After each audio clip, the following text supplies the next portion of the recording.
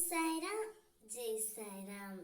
என் அன்பு தங்கமே, நீ யாரை பார்க்க வேண்டும் என்று துடித்துக் கொண்டிருந்தாயோ, யாரிடம் பேச வேண்டும் என்று தவித்துக் கொண்டிருந்தாயோ, அவரே உன்னை தேடி வந்து உன்னிடம் பேச போகின்றார் தங்கமே. அவர் உன் உறவாக இருக்கலாம், நட்பாக இருக்கலாம், உன் மனதுக்கு மிகவும் நெருக்கமானவர்களாக கூட இருக்கலாம். பிரிந்து விட்டோமோ என்று மிகவும் வருத்தப்பட்டிருக்கும் சூழ்நிலையில்தான் இப்போது நீ உள்ளாய்.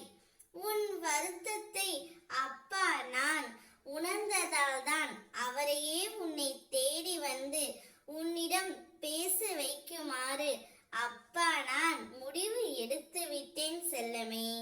அவரை பிரிந்து நீ எவ்வாறு வருத்தப்பட்டு கொண்டிருந்தாயோ, அதே போல்தான் அவரும் உன்னை பிரிந்து உன்னிடம் பேசாமல் வருத்தப்பட்டு கொண்டிருந்தார்.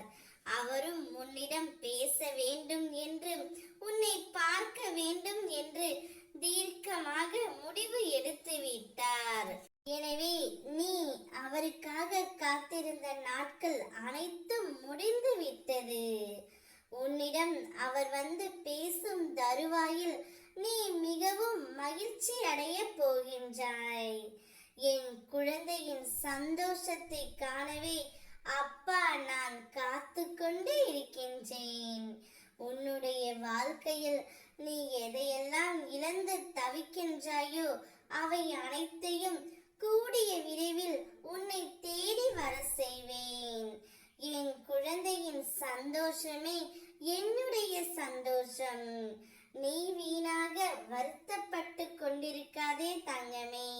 தேவையில்லாமல் உன்னை நீயே வருத்திக் கொள்ளவும் செய்யாதே. நீ உன்னுடைய வாழ்க்கையில் இப்பொழுது தத்தளித்துக் கொண்டிருப்பதை உன் அப்பா நான் அறிவேன். உன்னை விட்டு பிரிந்த உறவுகளை நினைத்து அனுதினமும் அழுது கொண்டு இருக்கின்றாய். அதில் சில உண்மையான உறவுகளும் உன்னை விட்டு பிரிந்ததை நினைத்து வருத்தப்பட்டு கொண்டு தான் இருக்கின்றார்கள். அப்பேற்பட்ட ஒரு உறவைத்தான் உன்னை தேடி இப்பொழுது நான் வர செய்ய போகின்றேன். அப்பொழுது நீ மகிழ்ச்சி மலையில் நனைய போகின்றாய். உனக்கு பிடித்த உறவுடன் இனிமேல் நீண்ட காலம் நீ ஒன்றாக இருக்க போகின்றாய். கஷ்டம், நஷ்டம், துக்கம், சந்தோஷம் என அனைத்தையும் பகிர்ந்து கொள்ளவே அந்த உறவு உன்னை தேடி வரப்போகின்றது தங்கமே.